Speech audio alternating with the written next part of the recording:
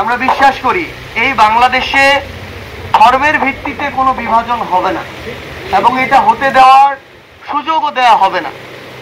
আমরা সব সময় এই সম্প্রীতির জায়গা যে আমাদের মধ্যে অন্য অনেক দেশের চেয়ে ধর্মীয় সম্প্রীতি অনেক বেশি, এবং আমরা হিন্দু, মুসলিম, বৌদ্ধ, খ্রিস্টান একসাথে মিলেমিশে আমরা একে অপরের বাড়িতে দেখবেন যে দাওয়াতেও যাই, আবার বিভিন্ন প্রোগ্রামেও যাই, বিয়ের অনুষ্ঠানেও যাই। এটা কিন্তু অনেক বড় একটা শক্তির জায়গা। পৃথিবীর এমন অনেক দেশ আছে যেখানে মুখোমুখি হওয়া কঠিন হয়ে যায় তাদের জন্য, কিন্তু আমরা একসাথে মিলেমিশে বসবাস করি। আমাদের এক ঘরের পাশের ঘর অন্য ধর্মাবলম্বী ভাই বোনের আছে। তো আমরা যেন আমাদের এই ধর্মীয় সম্প্রীতি, পরস্পরের প্রতি শ্রদ্ধাবোধ এটা সবসময় বজায় রাখতে পারি, এটাই আমাদের জায়গা থেকে চাওয়া।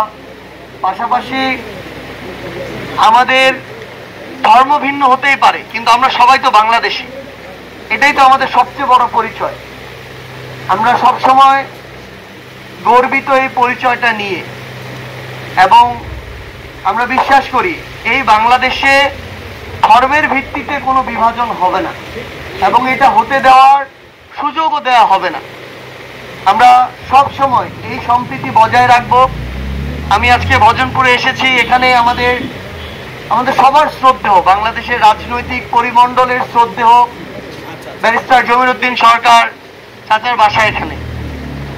আমরা তাদের প্রতিও শ্রদ্ধা জানাই, কারণ এখন আমরা যখন বাংলাদেশের বিভিন্ন জেলায় যাই তখন কিন্তু যে দুই একজনের নাম বলতে পারে তার মধ্যে তিনি একজন।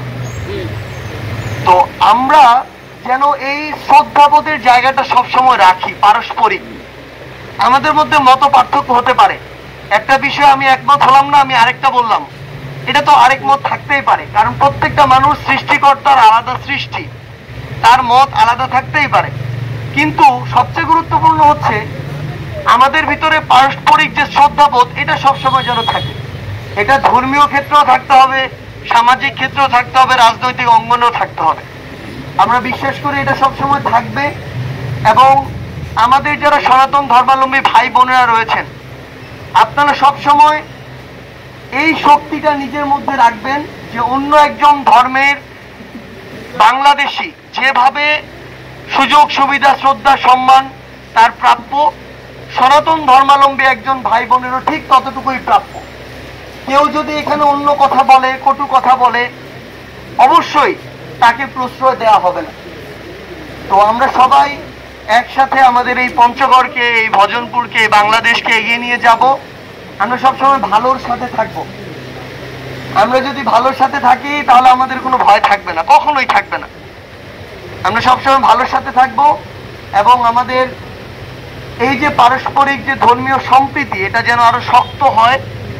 আমরা যেন একসাথে আমাদের এলাকাকে এগিয়ে নিয়ে যেতে পারি। আপনারা দোয়া করবেন, প্রার্থনা করবেন, আশীর্বাদ করবেন। আমরা অনেকে আপনাদের সন্তানের মতো, অনেকে হয়তো ভাইয়ের বয়সী। তো আপনারা সবাই আমাদেরকে আপনাদের প্রার্থনায় রাখবেন এবং আমরা সবাই একসাথে আমাদের এই বাংলাদেশকে, পঞ্চগড়কে এগিয়ে নিয়ে যাব। সবাইকে শারদীয় শুভেচ্ছা, অনেক ধন্যবাদ।